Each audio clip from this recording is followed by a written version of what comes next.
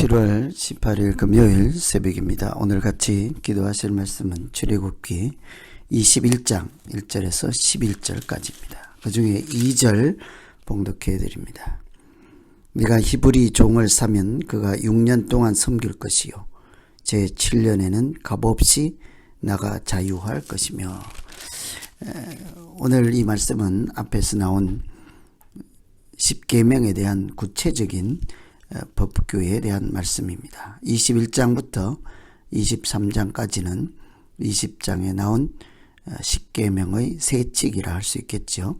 특별히 21장은 생명의 존엄성, 22장은 재산에 대한 말씀, 23장은 공평과 정의에 대한 세칙으로 되어 있지만 기본적으로는 모두 10계명에 대한 상세한 말씀이라 할 수 있겠습니다. 21장은 특별히 종에 대해서 우리가 종을 어떻게 대해야 하는지, 종의 생명이 존엄하다 하는 근본 정신을 가지고 다른 사람들과 차별 없이 대하는 이런 것을 말씀하고 있죠. 그래서 오늘 특별히 약자인 종을 어떻게 대하는가에 따라 믿음으로 살아가는 말씀을 같이 읽으시고 기도하면 되겠습니다. 우선 종이라도 사람답게 대우하라 하는 것입니다. 히브리 종을 사면 6세 동안 섬길 것이요 7째 해에는 몸값 없이 나가 자유하라. 종이 되더라도 7년에는 아무 책임 없이 이렇게 자유하게 풀어주라 하는 것이죠. 기본적으로 경제적인 약자가 되어서 어쩔 수 없이 불가피하게 종이 되더라도 영원한 종은 아니라 하는 것입니다. 종이 될 때 몸값으로 지불한 돈을 다시 되돌려 받거나 이자를 불려서 받거나 이런 것이 없이 7년이 지나면 풀어주라.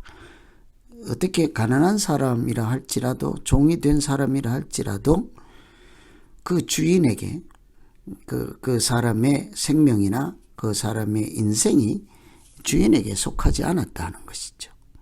여전히 그는 하나님이 만드시고 하나님의 형상을 가진 하나님께 속한 사람이라 사람이 사람의 주인이 될 수 없다 하는 것입니다.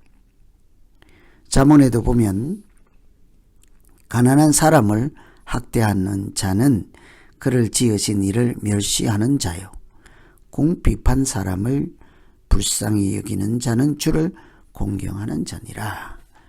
이웃을 어떻게 대하느냐가 하나님을 어떻게 대하느냐와 직결되었듯이 가난한 사람을 어떻게 대우하느냐가 하나님을 경외하는지 그렇지 않은지를 나타내는 지표가 된다는 말씀입니다.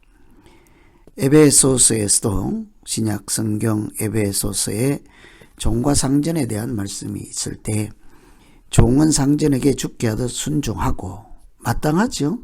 종이니까 상전에게 잘해야 되겠죠. 그런데 그 다음에 보면 주인은 종에게 위협을 하지 말라. 너희 모두의 상전이 하늘에 계심이라. 그는 사람을 외모로 취하지 않는다.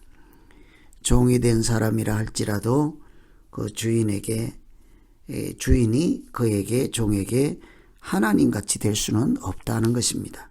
우리 모두가 종이든 주인이든 우리를 만드신 하나님께 속한 동일한 사람이기 때문이죠. 그래서 종은 부득불 이렇게 몸값 때문에 종이 될 수는 있으나 7년에는 다시 자유인으로 돌아갈 수 있도록 하라. 그러니 그 종도 사람답게 생명의 존엄성을 인정받으며 그렇게 살아갈 수 있도록 영원한 종이 되지 않고 사람 위에 사람이 사람의 주인 노릇하지 말라 하는 것이겠죠. 우리 모두의 주인 되시고 생명의 창조주 되시는 하나님을 기억하며 살라는 것이지 않겠습니까?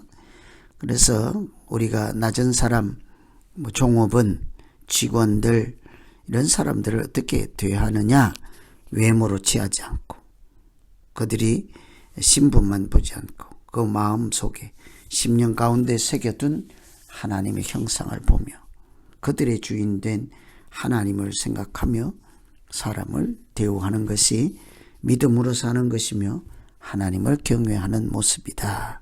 이것을 생각하고 사람들과 이렇게 바른 관계로 믿음으로 살아가는 모두 되기를 기원합니다.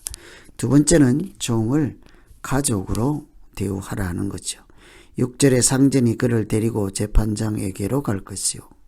또 그를 문이나 문설주 앞으로 데리고 가서 그것에다가 송곳으로 그의 길을 뚫을 것이라. 그는 종신토록 그 상전을 섬기리라. 종이 해방될 무렵 자유를 얻을 때에 주인을 좋게 생각하고 나는 이 가정에서 계속 살았으면 좋겠다 할 경우에 허락해서 가족으로 받아들이라는 것입니다. 그럴 때 하나 특이한 행동이 송곳으로 귀를 뚫는 것입니다. 왜 다른 데 뚫지 않고 귀를 뚫을까요? 귀를 뚫는다는 것은 순종과 헌신의 의미가 있습니다. 하나님 말씀을 잘 듣겠다. 그처럼 주인의 말씀을 잘 듣겠다. 귀가 주인에게 순종하는 사람으로 가족으로 살겠다. 내주장하지 않고 또 평생 주인으로 삼고 그 가정의 일원으로 살아가겠다. 문설주에 어린 양의 피를 발라서 구원받은 것처럼 그 사람을 문설주 앞에서 송곳으로 귀를 뚫는 것은 이제 그 가정의 일원으로 받아들이는 의식과 같지요. 귀 뚫린 종, 우리는 다 그렇게 하나님께 귀 뚫린 종과 같습니다.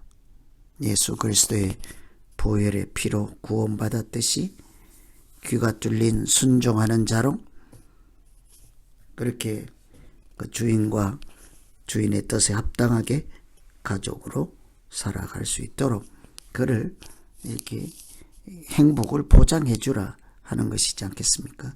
그래서 오늘은 이 종에 대한 말씀인데 비단 종뿐만이 아니라 우리가 약자를 어떻게 바라볼 것인가, 약자를 어떻게 대우할 것인가, 가난한 자를 어떻게 대할 것인가.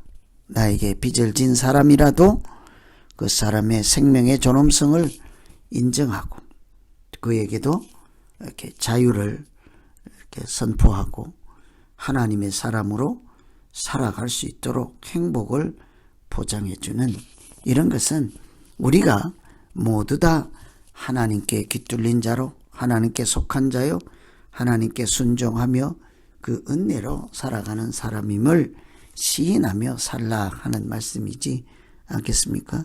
그래서 이 십계명의 구체적인 법률 규정이 나올 때 가장 먼저 등장하는 것이 자세히 나오는 것이 종에 대한 말씀입니다.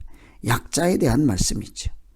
하나님 나라는 이와 같이 하나님께서 고아와 나그네와 과부의 재판장이라 하듯이 그들의 아버지라 하듯이 우리가 약자들에 대해서 특별한 마음으로 하나님의 마음과 하나님 말씀대로 이렇게 대우하면서 살아가는 것이 우리가 하나님 나라를 천국을 세우며 사는 믿음의 모습이라는 것입니다. 오늘 이 말씀 가지고 우리가 현재 이 시대에도 종이라고 하는 명칭은 없고 종의 신분은 아니더라도 서로 연약한 자와 약자를 가난한 자를 어떻게 대우하고 믿음으로 살아갈 것인지를 생각하시면서 같이 기도하면 되겠습니다. 같이 기도하겠습니다. 하나님 아버지, 우리 주변에 부득불 다른 사람들에게 빚을 지고 때로는 자기 몸을 팔아서 이렇게 빚을 얻고 생명을 유지하는 경우들이 있습니다. 사람이 살다가 실수든지 잘못이든지 가난 때문에 어쩔 수 없이 자기 생명을 담보하고 자기 몸을 담보하고 종으로 살아가는 사람들이라 할지라도 주인이나 부리는 사람이 그의 인격과 인권과 그의 생명을 존중하고 그의 주인도 하나님이라는 사실을 기억하며 말씀대로 7년에는 자유를 선포하고 이렇게 내보낼 것이다. 또 때로는 경우에 따라서 가족으로 품고 이렇게 서로 사람답게 살아갈 수 있는 길을 열어주라는 말씀을 드렸습니다. 하나님, 우리가 다른 사람을 어떻게 바라보고 대우하느냐, 하나님을 경외하는지 그렇지 않은지를 판단하는 기준이 되도록 우리 모두가 믿음 생활에 있어서 사람들과 관계가 이렇게 바르게 형성이 되고 그것 때문에 하나님을 제대로 경외하는 믿음 생활하게 하여 주시옵소서. 우리의 연약함을 아시는 하나님께서 우리 모두를 불쌍히 여기시고 나그네 같은 우리를 하나님의 자녀가 되게 하신 그 은혜를 기억하며 살아가는 우리 모두 되게 하여 주시옵소서. 예수님 이름으로 기도합니다. 아멘.